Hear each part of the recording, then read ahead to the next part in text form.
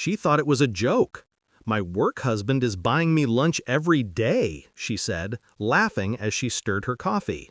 "You need to step up." I smiled. "You're right," I told her.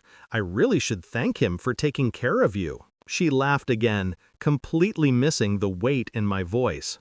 That was the moment she lost me, and the moment I started planning. We'd been married for 7 years. I knew her tells, the way she'd look away when she lied, how she'd overcompensate with affection when guilty.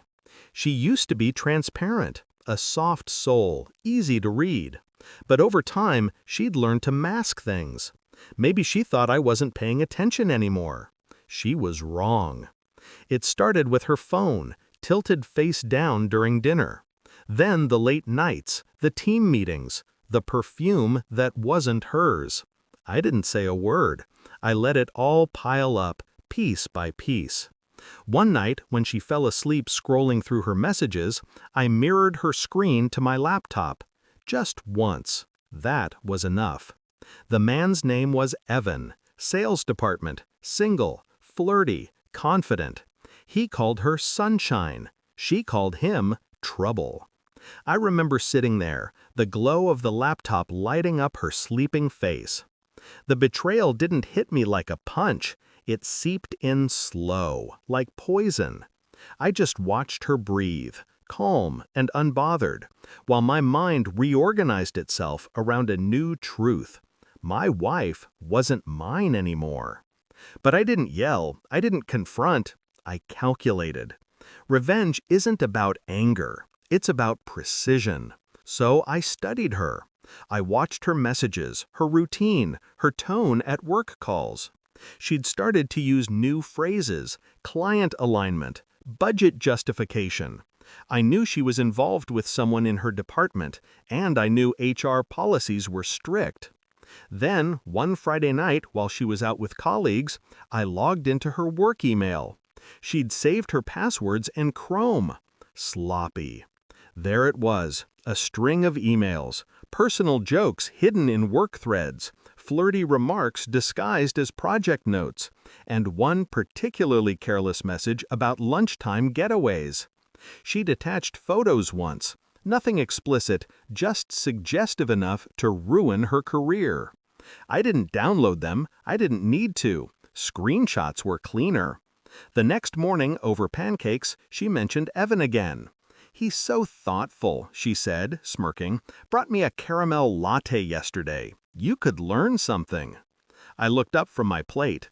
"You're right," I said quietly, and I meant it. That night, I designed the card. A simple Hallmark thank you note. On the front, gold foil letters. Inside, handwritten words. "Dear Evan, thank you for taking such good care of my wife. I truly appreciate your generosity and attention to her every need. Sincerely, her husband." I tucked in a $20 Starbucks gift card. Poetic symmetry. Then I mailed it directly to his office. The rest took care of itself. It started with her call the next afternoon. Her voice trembled. "Why did you send something to my office?" I feigned confusion. "What are you talking about?" Then came the second call, from HR. Not to me, of course, to her. I heard it through the wall. They'd intercepted the card before Evan even opened it. His supervisor saw it on his desk, recognized her name, and flagged it. HR started an immediate review for potential workplace misconduct. Her laughter, that casual, confident laugh, was gone. All I heard was panic. She tried to spin it, said it was harmless, just jokes. But the screenshots told a different story. She didn't know I had them until she came home that night, eyes red, shaking. "How could you?" she asked, voice breaking. "How I said. "You were the one having lunch dates in parking lots." She froze. That was the first time she realized how much I knew. I slid a printed copy of her messages across the counter. "HR won't need these," I said, "but your divorce lawyer might." In the days that followed, her life unraveled with precision. Evan was terminated for violating company policy. She was placed under investigation for inappropriate conduct. The office gossip spread like wildfire. Meanwhile, I kept my calm, filed for divorce quietly, froze our joint accounts before she could react.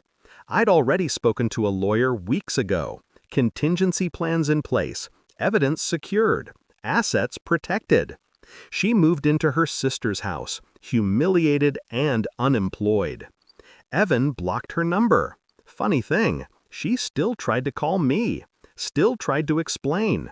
But by then, there was nothing left to say. People think revenge feels like fire. It doesn't. It feels like silence, control. The moment when your heart finally stops racing and you realize they can't hurt you anymore. I didn't ruin her life out of spite. I just returned what she handed me, with interest. Now, when I make my morning coffee, I sometimes glance at the empty chair across from me. I don't feel rage, I feel clarity.